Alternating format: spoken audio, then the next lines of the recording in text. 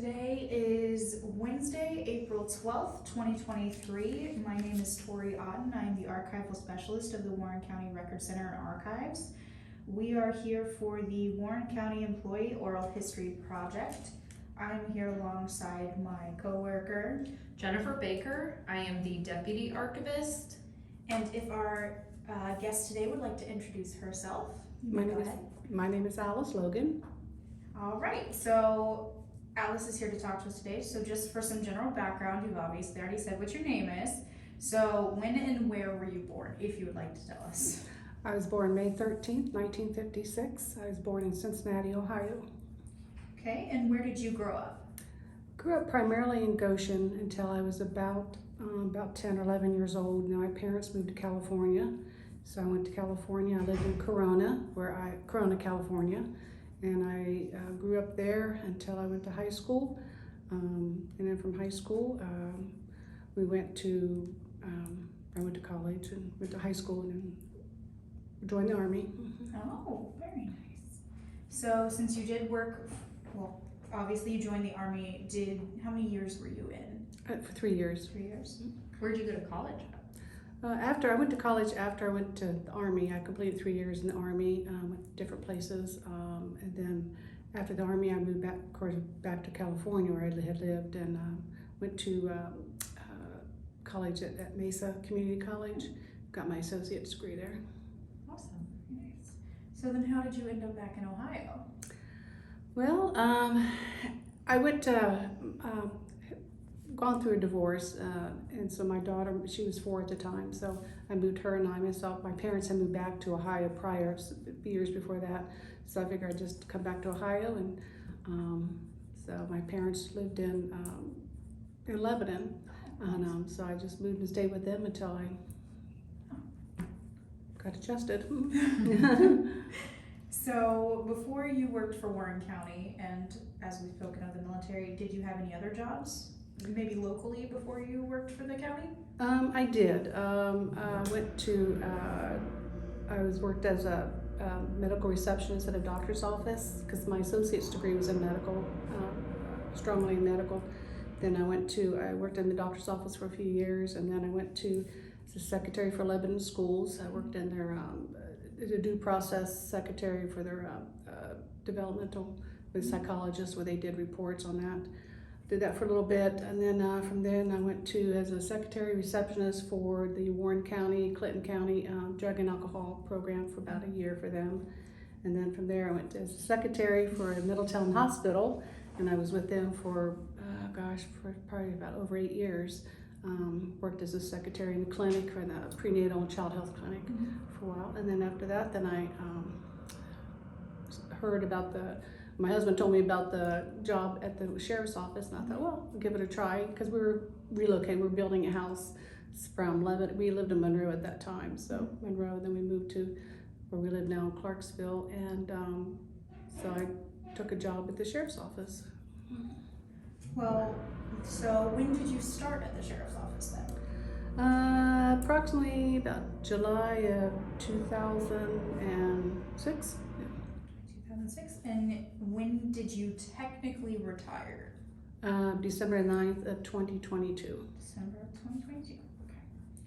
So something that's kind of interesting right before you left is that the sheriff office and the jail collectively got shifted into a different building. Yes. So was there anywhere else besides the Memorial Drive or the Justice Drive sheriff's office that your office was located?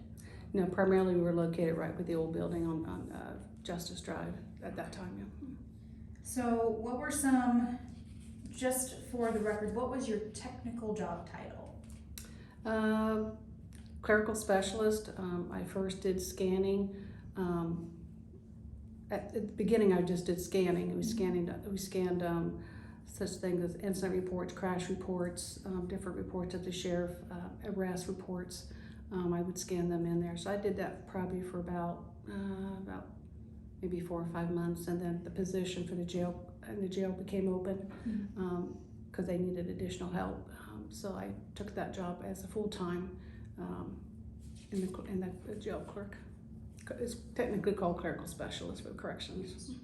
So what were some of your daily tasks and duties for jail clerk? Quite a bit. There was a lot. The county deals with 14 courts in our county. So in all those courts, they have their own forms that they want to use. So we had to process, when inmates were arrested, we would get paperwork from the courts. Either they went for a hearing, so we got paperwork from that, or their charges. So we had to make sure each of those paperwork from the various courts was accurate. If we doubted or had any questions about them, we would contact the court, because as everybody's human, so sometimes errors could be made. So we had to make sure the paperwork is in order. We had to make sure that was done before they're released. Double check them. So if I had to call the court, I talk to the judge, I have to talk to the judge. So when you say there are 14 different courts, so we're familiar with the courts here at Warren County. So like probate, common pleas, and all of that. What are some of the other courts? Yeah, the mayor's courts. Okay. We have Monroe Mayor Court. Even if the offense occurred in Warren County, then that would go through the Monroe, but they would have to still go. We would have to house that inmate if they were arrested. Okay. So that would be like Monroe. You'd have South Lebanon Mayor's Court. You'd have Franklin Municipal Court. You have Morrow Mayor's Court. Harveysburg, not too much, but still part of our courts system, but not very often. Lebanon Municipal Court, Waynesville. So some of the outlying areas, those cities would have sometimes, the village would have their own court system, but most of them do. Go ahead, sorry. Most of them fed into Warren County? Yes. If the arrest was made by those agencies and they were arrested, then they would be housed in our jail. And so we would have to process them. Huh. Okay. Was there any entity within Warren County that had their own area to house inmates? No. It was just the jail? It was just the jail. They relied on Warren County Jail to house their inmates.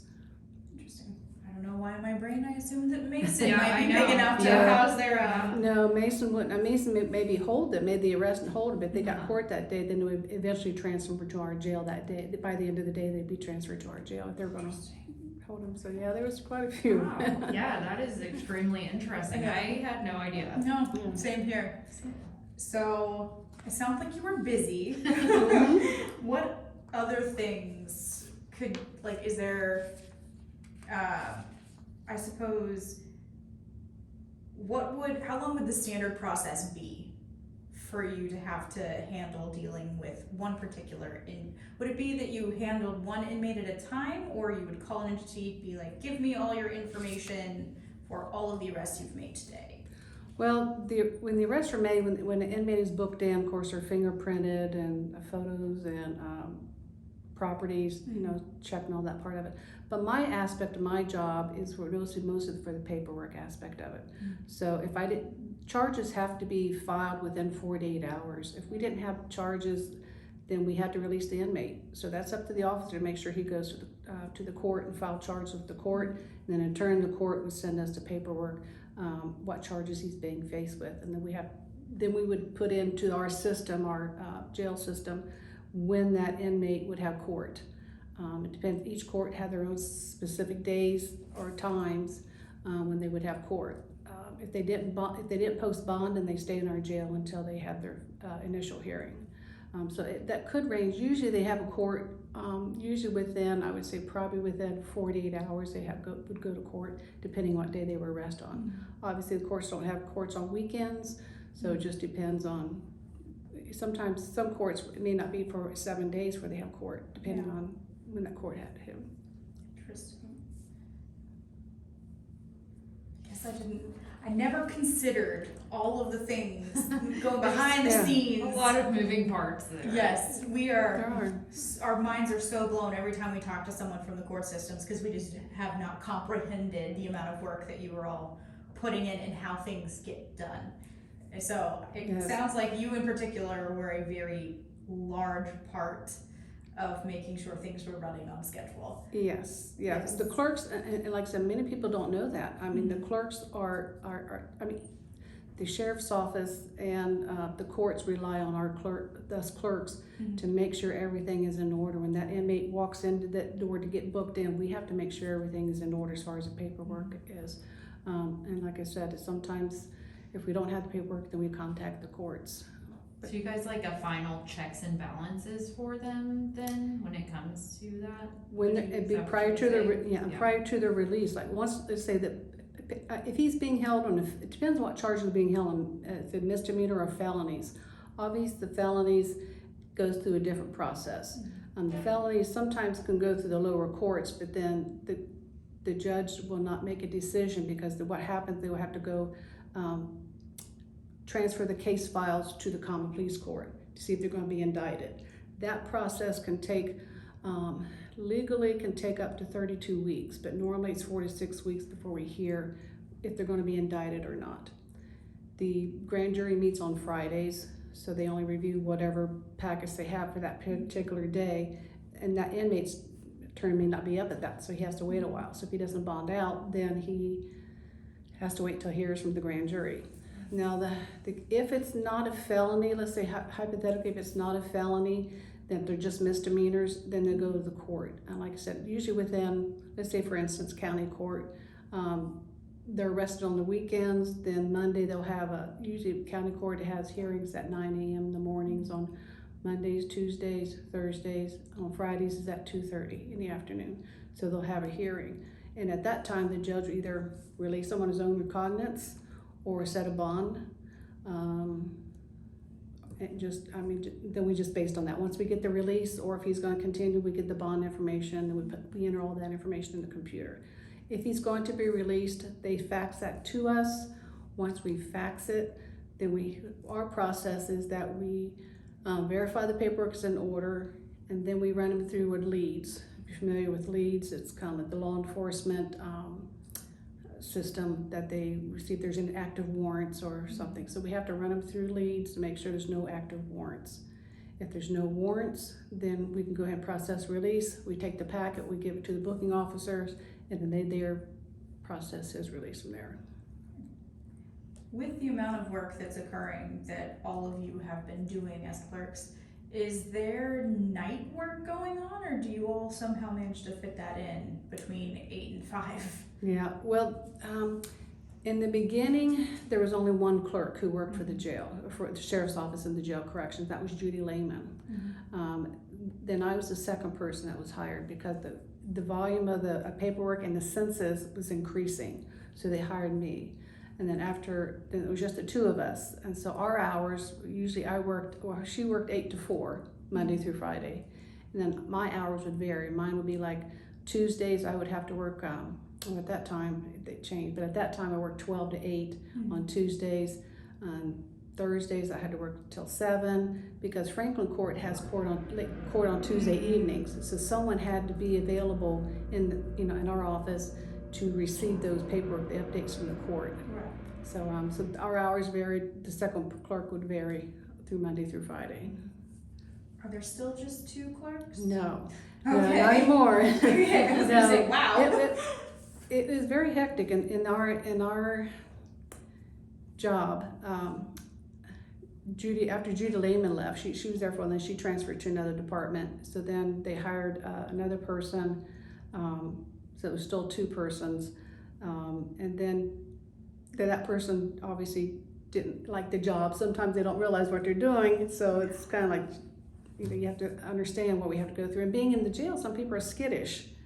As a clerk, we're among the inmates, and we have face-to-face with the inmates sometimes, have them sign paperwork or that. So some people are not comfortable with that atmosphere, that environment. So that was okay, that was fine. She was a great person, but just wasn't right for her. Right. So during the absence, I was by myself for 3 months to do all the work, all the paperwork. So, because they wanted to make sure they hired the right person, so which I understand that. So my dedication to my job was always 110%. So I stayed there until the work got done. But after a while, they did find, then they hired a second person. Then she and I was there together. And in the old jail, they finally hired a third person. And it was in a very small room, kind of almost about the size of this, 3 people working in their in our cubicle, not really cubicle, but it's kind of still tight fitting. No windows. If you tilt your head to the right, you can see the window outside by the wall there on the outside. But we all three worked together because the census again. They were getting ready. They hired a third person because the jail was going to be building the new jail, so they knew the new jail was going to be opening soon. So they wanted to be prepared so that when the transition goes to the new jail, she already knew what she was going to do, what she was supposed to do, what her job function was. So we made sure that happened and got everything together. And so then at this time, there's still 3 people. So just purely out of curiosity, what percentage of the inmates that you saw were women for Warren County? Good question, because I'm not always good with numbers. This can be a rough approximation. We had probably maybe 20 to 30% was women. Didn't have a big, because in the old jail, we didn't have much space for women. So it's mostly for men. Matter of fact, during the time in the old transitional jail, they had to shift some of the males when the population of the women were getting larger because of felonies involved now, because drugs was getting more higher and higher with all the fentanyl and meth being used. So we had to do some little changing around. We changed some of the pods to become a female pod, and then we had to move the males around. So that was kind of a challenge a little bit at that time. So, but yeah, it was small, not a very big percentage, but now it's come a little bit larger. But no, I would say maybe 30% was for women. That's definitely, we had talked to individuals who worked in the old historic jail on Silver Street, and it was always that there were far less women, but then when they got women, they were using the space already for something else, and unfortunately they had to come up with space. Right, and one of the ones we had to do when I was there, we had to pay Butler County and Miami County to house our inmates there. So we would have to transfer, I would have to also help manage that, the transports and how many we're going to send to Butler and how many, mostly Miami wasn't too many, mostly we put people in Butler County because obviously they had the space for it and we didn't have the space. So we would shift some of our, it would only be male inmates that we shift over to Butler County, and they would only be brought over if they had court hearings or if they were scheduled to be released. So those are people who were not going to be moved much, so we could minimize the movement of our inmates. So, but then after a while that became cost prohibited, so that was pretty expensive for the county's budget, so they had to look at other means. So they just the courts looked at sentencing, and there's decisions that was made by the courts and among the administrators just how we were going to work with our space. Yeah, you got creative. So in that regard, since you operated with the incoming inmates freshly arrested, would you also be the individuals in charge of, if say somebody was convicted, found guilty, and sentenced to prison, would you also be the ones working with the state level to try to get these people transferred to the prisons? We would. I mean, once we got a sentence, that someone got sentenced to prison, then actually it would be up to the court services department of the sheriff's office who would make those arrangements. They knew who were sentenced to prison. So they would always ask us, hey, so-and-so ready to go, because maybe they still have pending cases through the county. Even though they got sentenced on one case number, they could have pending cases on something else. So they would always check with us to make sure. We say, yes, is he ready to go? We always verify, yes, this person's ready to go. So then they would go ahead and make arrangements to transport them to ODRC. Interesting. So what is something that people don't know about your position or role? Obviously, we have learned many things. I don't know. Well, obviously, when we moved into the new jail, well, let me back up. In the old jail, central control handled most of the public. People come in the doors. If you've ever been to the old jail, if you go into, there's a little lobby there. Central control is at that smoke glass window, and they would answer the calls, some of the calls that would maybe come in. But the public coming in, if the attorneys were coming in, or other people saying coming in, hey, I bonded my person out, when you're releasing him, So they would handle most of that information. But when we moved to the new jail, that came on our responsibility because we had a window now at the new jail. So we had a window where We would see civilians, we would see the attorneys, we would see people coming for assessments.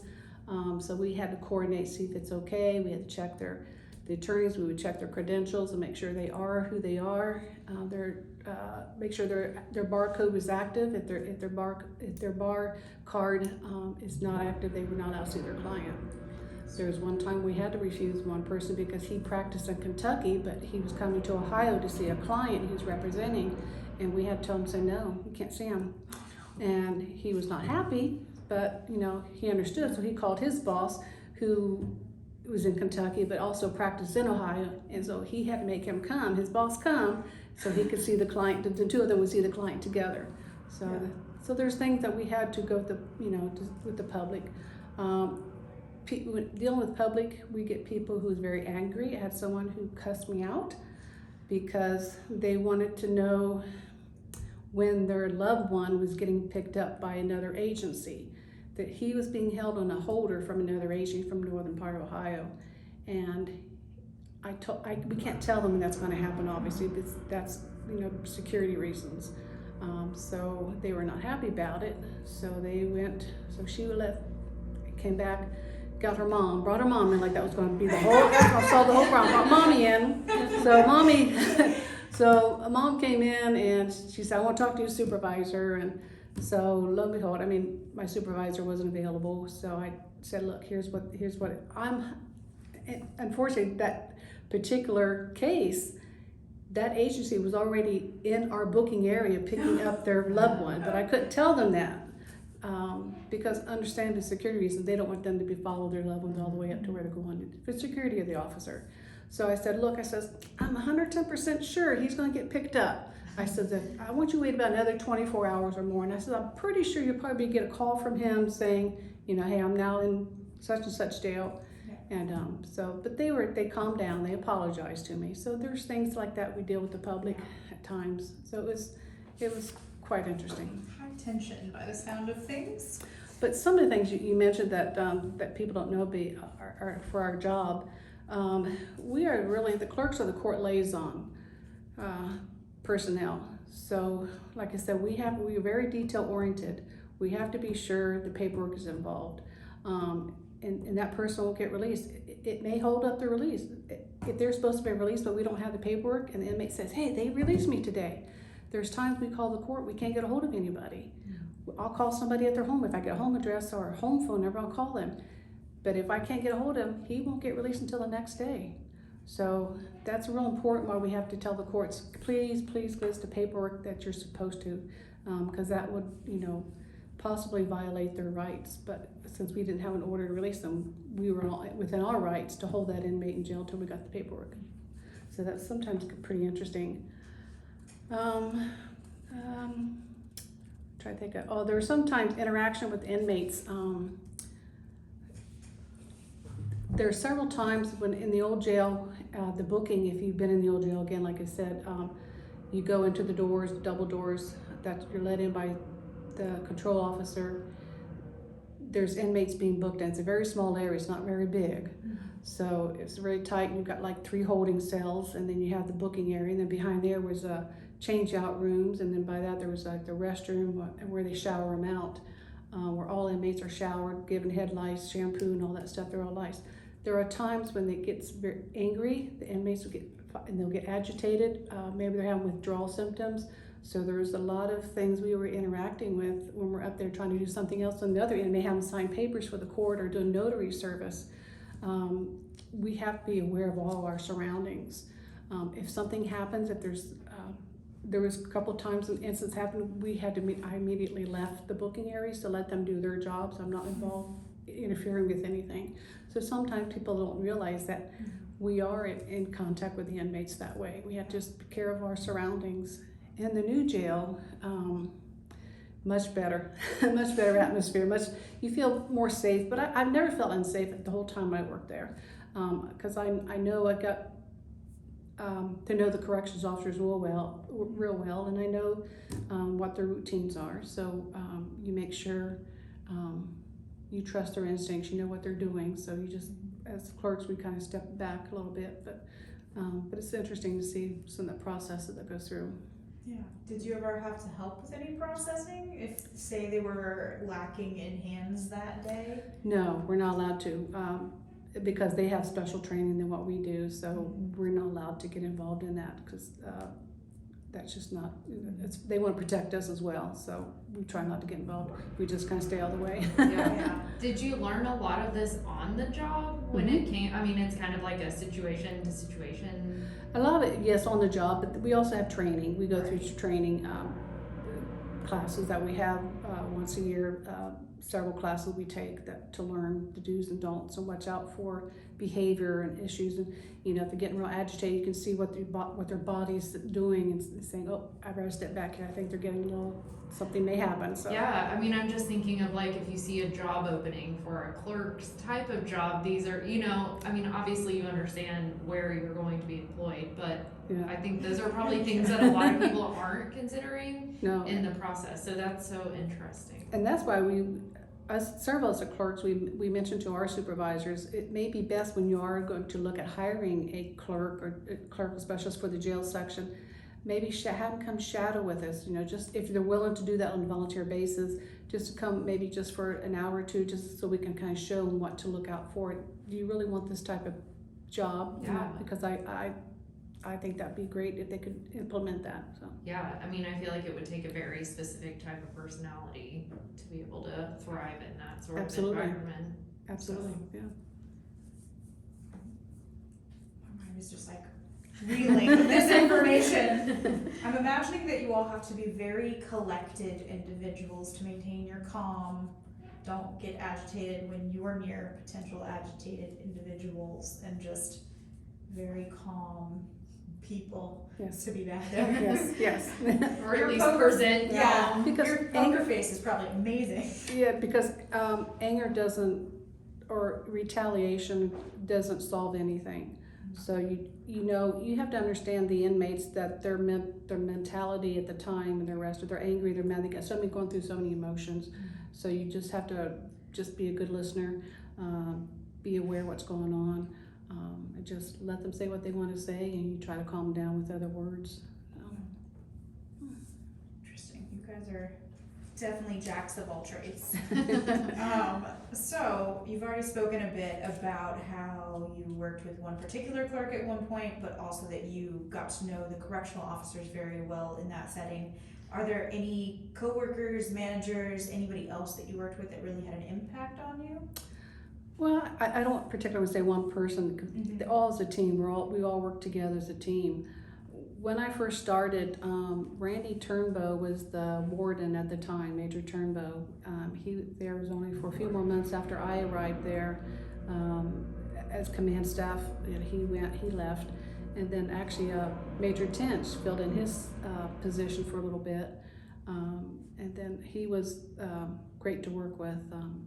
Helped, and I helped him as well, because he knew I knew the job in and out pretty much, so he kind of relied on me to help do things. Matter of fact, when he, and then actually after Major Tench, then Chief Riley came, he came and be part of the warden filling in until they could find someone, because again, the process can take a long time to find the right person for the job.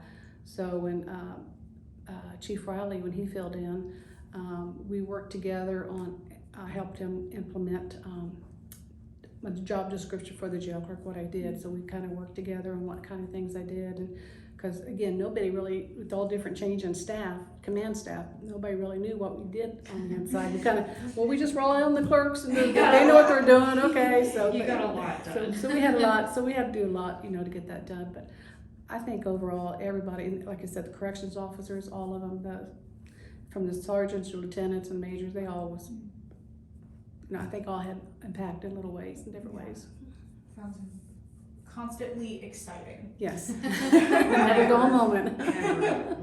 So you said that obviously Chief Riley, when he was filling in, and also just when you were going to be leaving and helping with your job description change, were there any other projects that you got to help with over the years that kind of stick out to you?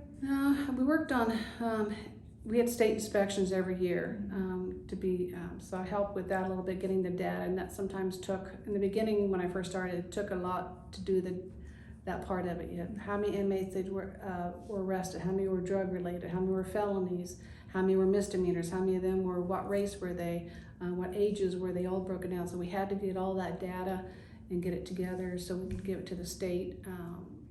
So that and that report's done once a year, so that's part of our responsibility to do that. But that was pretty interesting doing that. Yeah. It's much better now because we have our new system, computer system, we can at least tally some of that. But before it's by hand, we did a housing list and I had to do by hand, highlight certain colors for this and that. So that took a lot in the first few years to do that. But other than that, other projects, not really. I had worked on some statistics. One of the Lebanon Police Department asked me for some special statistics, and it took a little while to gather that up. And he was real appreciative of that information. And he sent a letter to the sheriffs to thanking me to help me do that. So that was really nice. So we've already spoken a few times about this, but you worked in the old jail from 2006 to 2022, right before you left. What was that shift like, moving from a much smaller space that you guys even shared with county court to having this large new state-of-the-art facility? It was awesome. I mean, we were looking every time. We kept saying when they told us, well, it's not going to be, it's going to be another few months. It's going to be another few months. We thought, oh, I can't wait to get out of here because it was awesome. To move out to that space. Because like I said, out where our office was located, if you go in the old jail, again, you go to booking, there's a door and there's a long hallway. Our office was straight to the right of that. It was our office, the small office. It used to be a storage compartment prior to probably about a couple of years before I got there. It was a storage compartment, so they had to move everything out and created this jail clerk space for us. And so it was so nice. Like I said, the kitchen was right next to us, and we had all kinds of noise, music, and so it's sometimes hard to concentrate. But I would not hesitate to go down to the kitchen, tell them to turn the radio down, please. Otherwise, I'll take it off. I'll turn it off. But anyway, the kitchen supervisors were helpful in that part of it. But anyway, we were involved inmates coming up and down the hallway at times, whether transporting them to courts or whether we have inmates who are kitchen helpers, trustees, up and come down the hallways. So we was always, our door was right there. But now that we moved from the transition from the old jail to the new jail, it took us a few days, but we actually moved into to jail in October of 2021 is when we moved into there. So that was, I don't think they had I think they had the grand opening last year, but we actually moved in prior October 2021. So we had to make sure all the packets, all the files got moved over. And then we got moved over that this is not going to work. We had to make some more adjustments of we had to order all new packets so we can put them in a different file area. The computers, we had to get them hooked up. It took us a while to get some more furniture. But we still had inmates on. We were still trying to work with what we could, and inmates, of course, they transported them, securely to the new jail. But the new office, we were now moved into the administrative side of the new jail, and I always say the con of that being there is that we had less interaction with the corrections officers because we're now totally in a different area. And we didn't see as much with them. We didn't interact with them as much. And that part saddened me because that felt like family. I kind of lost part of our family over there, even though they were just on the other side of the wall. But still, I missed that aspect of it. So, but it was good. I mean, we still had the big space, plenty of room now at the jail. We never had to refuse anybody, especially with the pandemic. And the old jail is when the pandemic hit. We were in the old jail. When the pandemic hit, some people got to go home and they could work from home. We couldn't do that. We had to go report to work every single day. Even though some days we didn't have much to do because the census, we would have to do emergency releases. The courts would have to change how they would do things, maybe put more people on ankle monitor so that we can make space, because we still had to make space for the felonies. Misdemeanors got released sooner than what they should have, but we had to make it work. Like I said, the pandemic really had an impact on a lot of people. This is kind of a backtrack question, it came to me. But, so you mentioned that it was you and another, woman, Judy, when you first started. Who was doing the jail clerk stuff before that? Were there other people doing it, or Before Judy? before the two of you? I guess I don't know that for sure, because my assumption was that it was done by the supervisors and the corrections, because I think at one time the jail was run by deputies. So then they changed it over, that's what I think part of the union started getting involved and say, we need to start differentiating that. Then it was much more, I think, probably profitable or money-wise to have corrections officers to run the jail instead. Okay. So yeah, I think it was mostly run down by them. So it's like sort of created around that time Correct. frame? Okay. Correct, right. Well, another question kind of pertaining to earlier, Yeah. kind of not. If a juvenile, obviously we do have the juvenile detention center here on the county campus as well. If there was a juvenile being charged as an adult, would they be housed at the main jail or at the juvenile detention center, since they're kind of broaching two worlds at once? If they have to be 18 or older to be in our jail. Okay. If they're 17 being charged as an adult, they would house at JDC. Mm-hmm. But ours would have to be 18 or older. No exceptions. I don't think there was any exceptions to that, because that was our limit. We had to be 18 or older, because obviously they're with other adults. Mm-hmm. So, but if they were, let's say if they just turned, we've had inmates who at JDC who just turned 18, but juvenile can house them at 18. That's their discretion.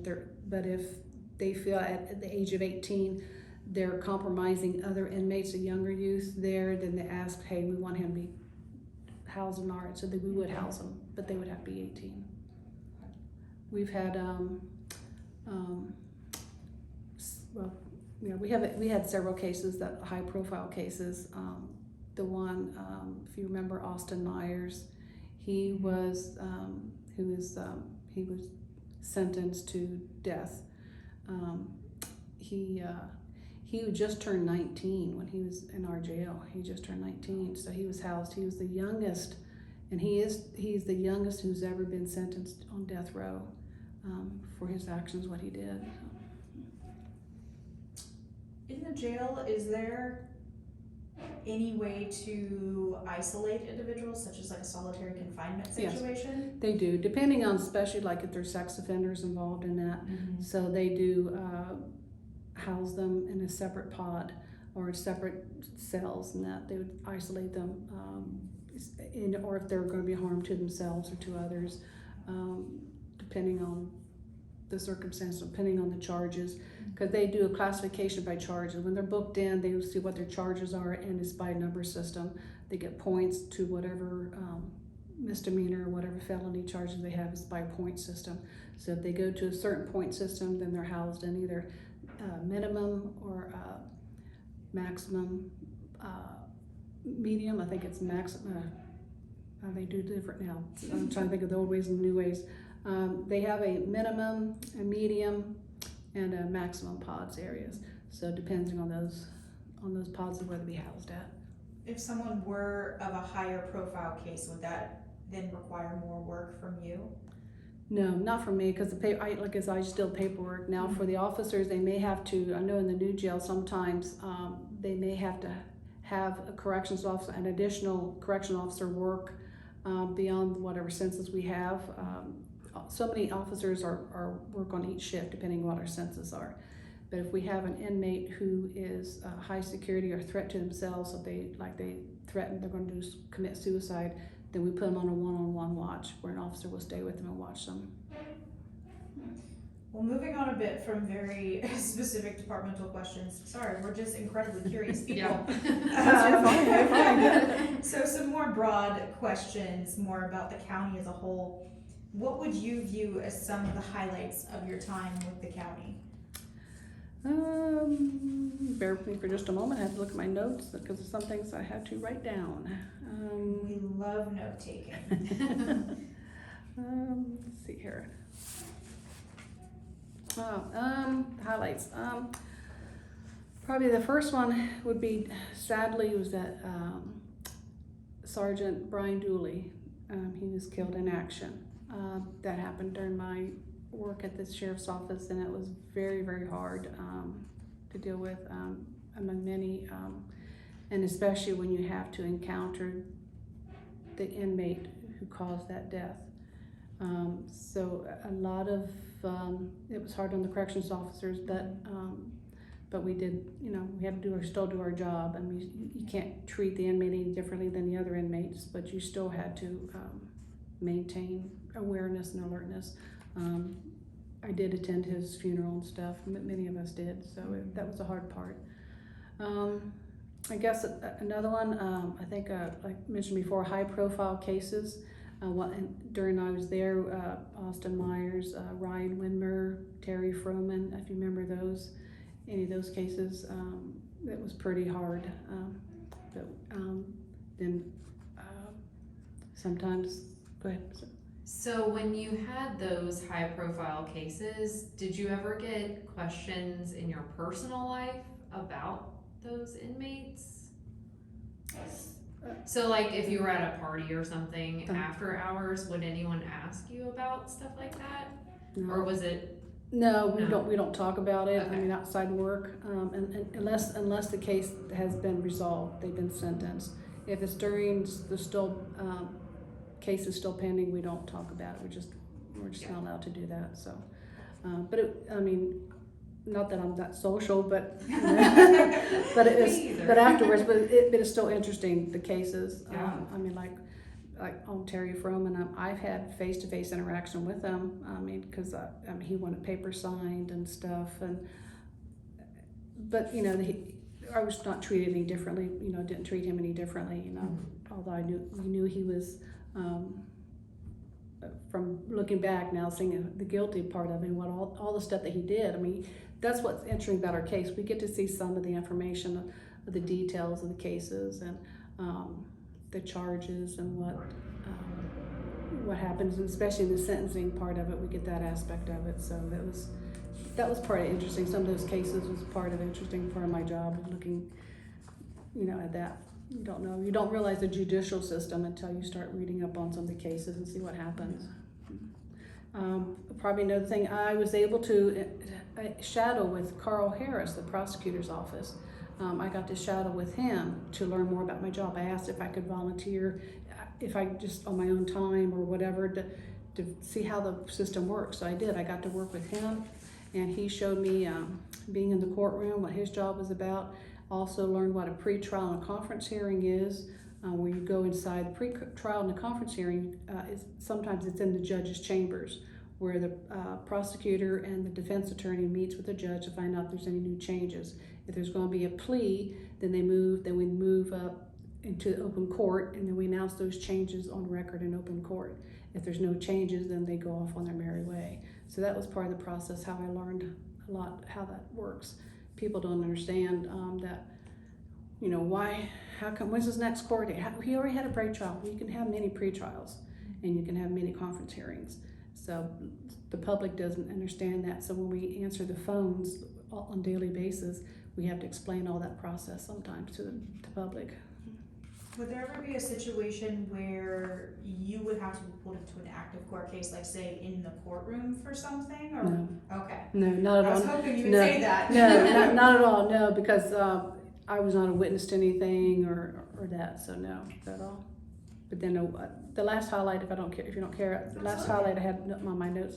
I was nominated and awarded the Civilian Employee of the Year for Warren County Sheriff's Office in 2010. So that was one of my highlights too. That is something to be Yeah, very proud of. congratulations. Yes, thank you. It sounds like you guys, or you all definitely deserve it for Yes. everything that you Yeah. contribute to the county, so. Especially in 2010, it sounds like you were doing the work of 5 people at once. There's a few, a little bit. So we've talked a bit about this in extent to your particular job, but as a county employee as a whole, what were any form of differences between the beginning of your time as a county employee and the end? Be it like larger changes than outside of the sheriff's office? Not really. I think just the learning aspect of what I've done overall my whole life. Whatever I did, even though it wasn't sheriff related and stuff I did, but what I contributed from my experience helped, I think, with the sheriff's office. Looking at detail, being detail oriented, comprehension, got to understand what you're reading, what you're hearing. But overall, I think it all came together for the sheriff's office. And I mean, I only worked for the sheriff's office only. I didn't work too much outside, like for the other county the courts or stuff. But it helped to be a big part of that aspect, helping all the courts. So it was a good experience. So, kind of in the same aspect, did anything significant happen within the county government during your time, which obviously you just briefly talked about the death of Brian Dooley, like that obviously affected such a greater aspect than just the sheriff's office, like the county government. COVID, obviously a large thing. Can you think of any big events that happened during your time at the county? No, I think that pretty much that would come to mind. That would be pretty most impacted for me. Yeah, we tend to have some individuals say if they worked here around the turn of the century, 9/11 is a common thing that people tend to remember about being here at the time. So obviously you've become very detail oriented, if you were not already before, from your many adventures in life. What are some important things that you learned from working for Warren County?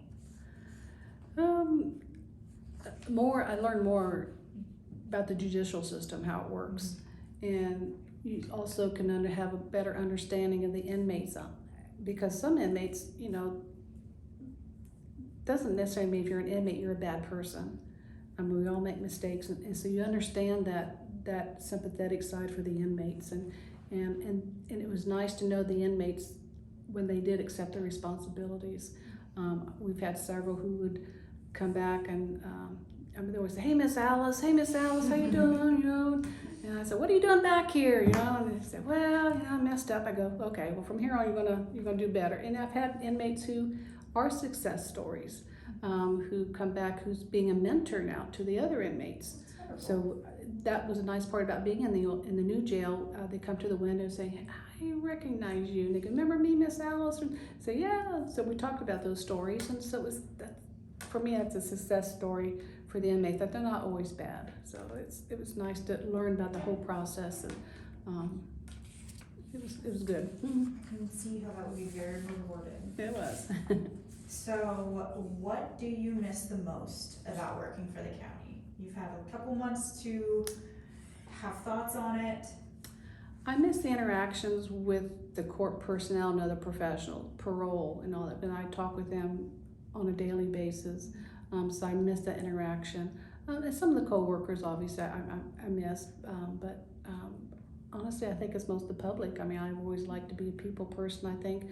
On the phones, some people hate doing the phones, which I have my moments, but it's nice. I just miss working with the public like that a little bit. Yeah. So last big question for you, what advice would you give to current Warren County employees, be it sheriffs or otherwise? Always be professional. Remember who you're working for. Be a good example for them. And just don't be afraid to ask questions. I don't think there's ever a bad question you can ask, even though that person, if it's your boss or manager or whoever, they might say, that sounds silly, but it's not. I mean, just be respectful and ask. I mean, you're not gonna learn if you don't ask. And I think also, I guess a message for managers and that is to listen to your employees. Your employees have good suggestions, and I think managers can also learn from that. So I think they need to be good listeners and just spend time with your employees. I I think those are all excellent things to share, and I will keep them in mind when I'm interacting in the county myself. So that is the extent of our formal questions. So is there anything else that you would like to share with us about your time with the county? Any questions you have for us? I don't think so. I think we covered quite a bit of it. We did, but this has been wonderful. So if you do not have anything else for us, then I would like to extend thanks from the Warren County Record Center and Archives for your participation in our program. And we are going to conclude today's interview. Thank you so much. Thank you very much for inviting me.